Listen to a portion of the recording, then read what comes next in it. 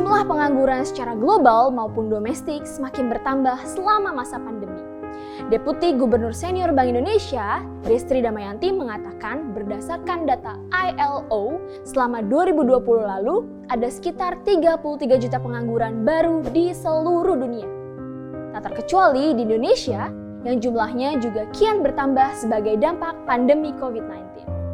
Di awal tahun 2020, data Kemenaker menunjukkan angka 1,9 juta orang karyawan yang di-PHK. Dan sebanyak 29,12 juta orang usia kerja terdampak pandemi COVID-19.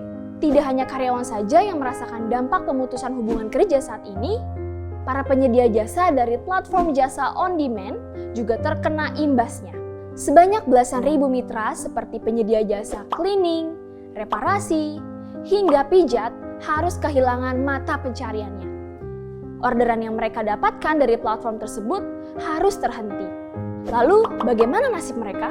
Dari masalah itu, ada seseorang yang berjiwa empati besar untuk membantu mitra-mitranya yang terkena PHK, yaitu Larissa Rena.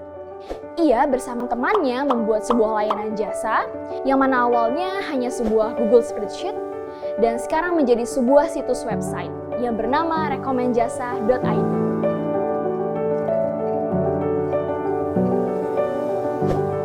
Jadi awalnya itu sekitar bulan Juni tahun 2020 ya. Jadi karena terpikir banyak penyedia jasa yang terdampak pandemi sehingga kehilangan sumber pekerjaan gitu ya.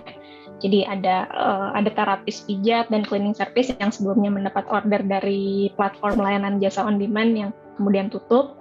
Kemudian ada juga kebetulan waktu itu anak saya di daycare dan daycare-nya tutup. Di situ guru dan pengasuhnya juga jadi perlu mencari pekerjaan yang lain. Nah, dari situ muncul ide untuk menghubungkan para penyedia jasa dengan orang-orang yang masih membutuhkan keahlian mereka gitu. Jadi bentuk awalnya itu directory yang gratis bisa diakses oleh publik dan bentuk awalnya adalah di Google Spreadsheet. Kami meluncurkan jadi bentuknya menjadi situs rekomendjasa.id. Oke, jadi di sini penyedia jasa dan siapapun ya terbuka untuk umum bisa yang membuka situsnya, mendaftarkan diri. Di situ ada formulir pendaftaran. Setelah mendaftar, datanya itu akan diverifikasi oleh tim kami dan kalau sudah berhasil akan langsung tercantum nih di websitenya gitu, langsung bisa dilihat secara publik. Kemudian jika ada orang atau calon pengguna jasa yang tertarik, mereka bisa langsung menghubungi penyedia jasanya gitu. Jadi transaksi akan langsung antara penyedia jasa dan pengguna jasanya,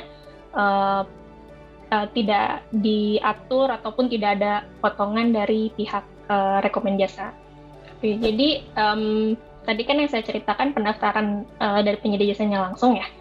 Terus bisa juga kalau kita kenal penyedia jasa yang ini baik nih untuk direkomendasikan, bisa juga direkomendasikan gitu. Ada formulir untuk merekomendasikan penyedia jasa dan nanti akan kami hubungi penyedia jasanya gitu ya untuk melengkapi data-datanya. Nah, dari data-data identitas ini yang kami gunakan untuk verifikasi. Jadi diantaranya ada ya kartu identitas, kemudian memastikan bahwa jenis jasa yang ditawarkan itu adalah jasa yang baik ya, sesuai dengan ya norma dan hukum yang berlaku. Kemudian kalau penyedia jasa itu juga bisa mencantumkan kalau mereka punya akun media sosial gitu, sehingga bisa dilihat seperti apa sih jasa yang mereka tawarkan gitu, atau cara mereka menawarkan jasanya.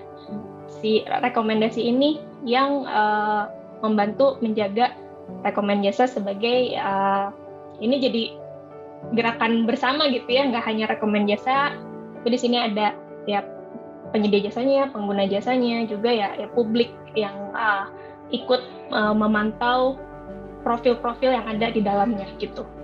Kini ada sekitar 300 penyedia jasa yang terdaftar di direktori rekomend jasa. Salah satunya Ibu Yulia yang terdaftar dari bulan Juli 2020 lalu. Ia seorang terapis pijat di bilangan Jakarta, Tangerang, Depok, dan juga Bekasi. Terus begitu adanya datang tamu tak diundang COVID ini, ya kita secara otomatis diberhentikan aplikasi itu. Saya pernah diusir-usir semenjak di PHK itu, Mbak. Diusir-usir sama Satpol PP yang tidak boleh. Tapi begitu saya kena rekomen jasa, maaf Mbak, saya terbantu banget.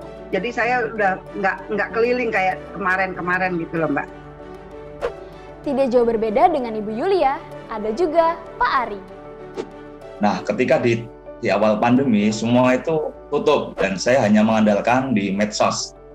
Dan waktu itu saya menemukan rekomen jasa ini.